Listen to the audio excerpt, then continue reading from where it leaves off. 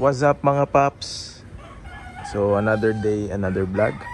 So ayan, palit muna tayo ng mags. Tito look muna. Tito look sa Civic. Medyo para maiba naman.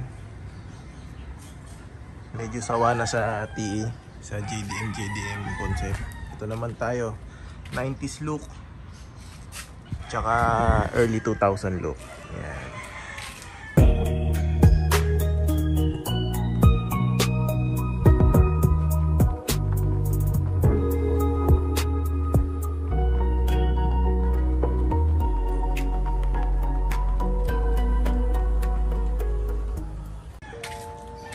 Rota Quake na silver. Ayos ba? Hindi no, kasi alam ko karamihan sa inyo gusto JDM eh. Pero okay lang yan. Tito look muna. Pagbigyan nyo na ako, may edad na ako eh. Gusto ko yung ganito, tito look. So for today's video, samahan nyo ako kasi napansin ko tong auto pagka nananakbo ko ng mabilis, at high speed nga yun, mabilis sa expressway. Pag inaapakan ko yung brake pedal, parang medyo may nginig yung brake pedal. So ayan, so nag-ano ako, Google University tsaka YouTube University. Ang sabi, possible na warp yung rotor natin. Matindi tong rear disc brake na to mga paps.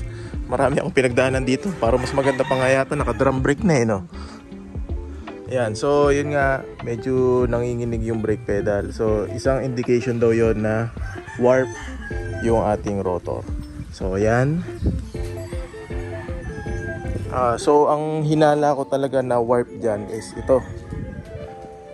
Kasi kung maalala nyo, a few months ago, pinaano ko to, di ba?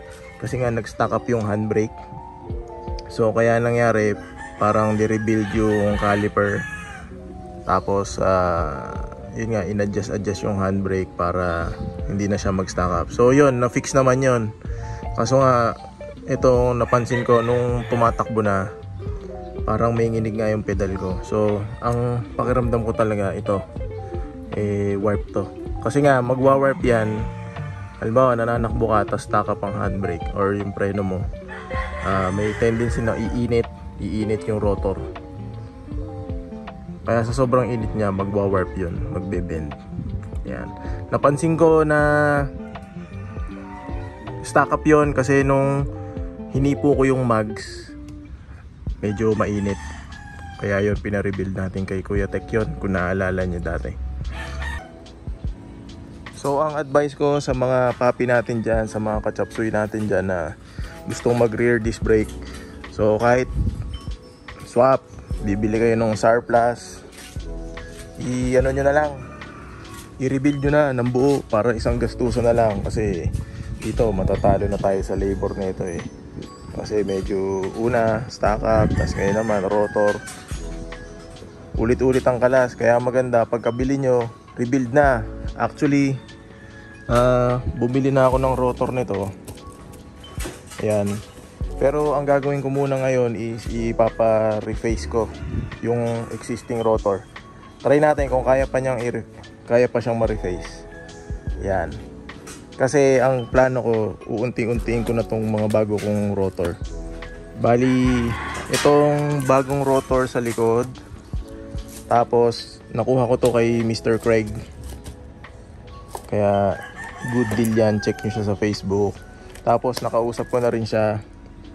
Meron siyang binibentang brand new na caliper na 7CL para dito sa likod. Yun ang magiging target ko. Bibilang ko na to ng bagong caliper sana pag nakapag-ipon tayo. Tapos pag nabilang ko to ng bagong caliper, tsaka ko na isasabay ikabit tong rotor na to. Pero sa ngayon, since old caliper yung gagamitin natin, gagawan muna natin ng paraan. Tatry natin mapa-reface tong rotor na to para mawala yung inig ng preno natin. Ito rin, pag-iipunan ko na to ng, hindi ko alam kung anong big brake ang ilalagay ko dito eh.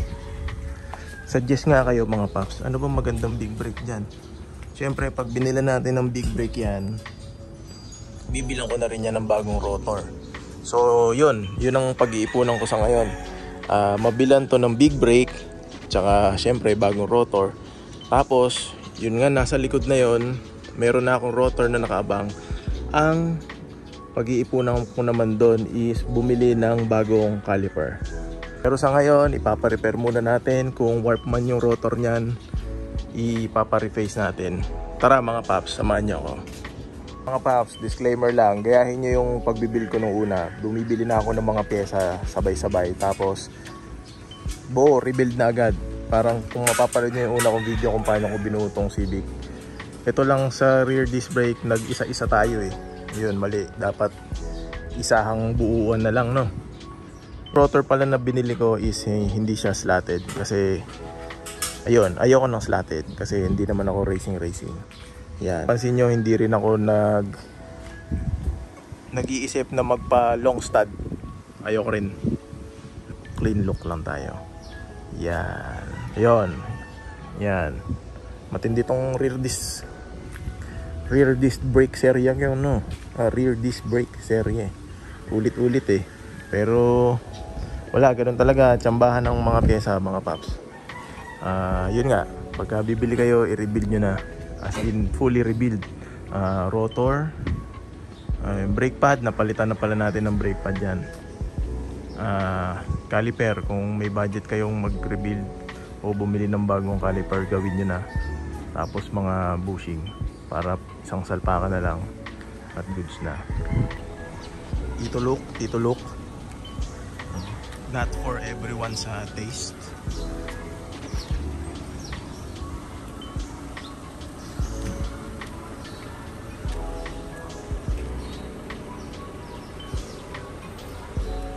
Tanggal umay lang.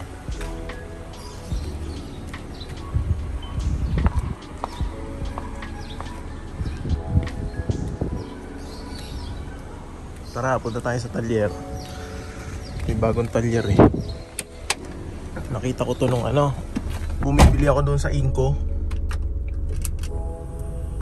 Taga lang din sila, malapit. As in malapit lang. Testingin natin kung okay. Ayun na mga paps, iangat na. 3 hari. Maiba naman, testing.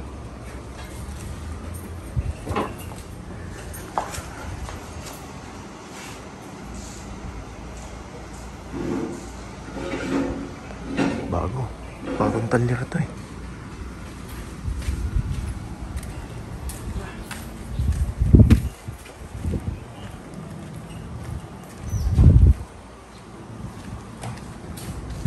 Dali lang naman tanggalin yan, kaso wala akong impact driver eh. Pagawa na lang natin. Tanggal na tong to, gastado na. Ito ipapa-replace natin. Sa likod maganda-ganda yung kain. EG. Anong upuan to? EG9.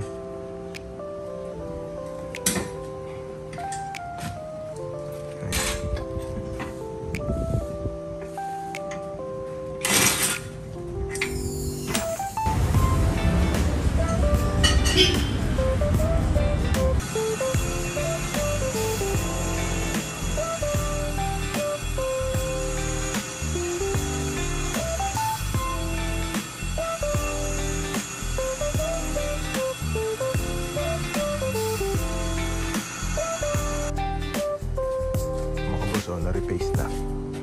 Ito itsura niya. Parang bago rin pala to eh.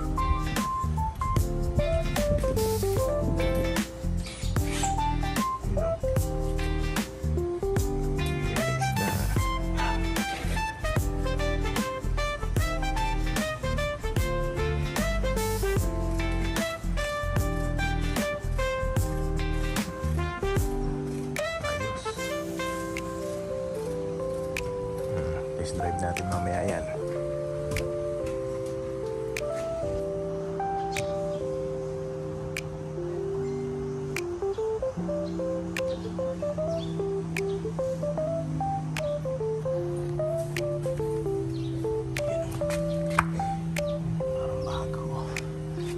Ito, kompleto pa. May torque wrench pa. Di ba wala na yan eh.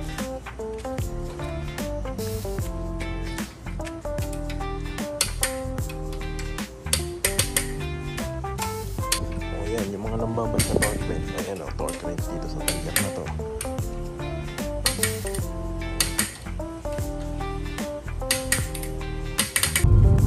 Mga paps, testingin natin ngayon to sa ano, itong preno nito after ma-reface. Yan, testingin ko sa expressway. Kasi pag sa high speed lang to nagba-vibrate yung pedal. Yan. So, sa mga kachapsuyo, mga paps natin na yan, pagka nararamdaman nyo na pag namembreno kayo tapos nanginginig yung pedal, baka warp rotor yun. Pare-face nyo na lang. Mura lang yun. Parang nasa, gaan ba pare-face ko kanina? Parang 300. 300 isa. Basta nagre-range lang naman yan, 300 to 400 each. Pero pag may budget talaga kayo, bili na kayo ng rotor. Yan. Pero tetestingin ko muna kung anong magiging takbo nito sa expressway. Sana mawala na yung vibrate nung pedal. Yan. Ang nagba-vibrate naman is manibela. Pagka sa high speed ka tapos bigla ka mamembreno, hindi naman yung bigla, yung pag-aapa ka ng preno. Ang culprit doon front rotor. Yun naman, or baka wala sa alignment. Yan, maraming factor pagka sa harap Yan. Sana nakatulong tong vlog na to mga paps. Pero double check natin sa expressway. Alright. May load pa ba ako? 137. Pwede pa. Ayan, testing natin sa expressway. Pero so far, parang wala na siyang nginig. Try natin sa high speed. Makapag high speed kaya tayo. High speed na ba yan? Pang tito na high speed yan, 70. Yeah, 80. Tapos Carmona exit lang.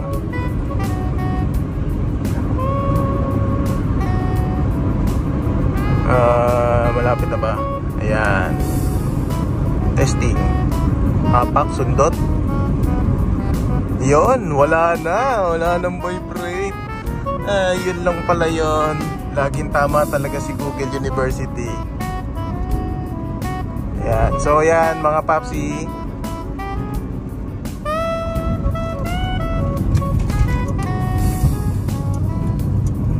basta nanginginig ang pedal nyo sa preno pagka kayo namembreno at certain speed or high speed, most likely ang culprit dyan is yung rotor nya sa likod, warp.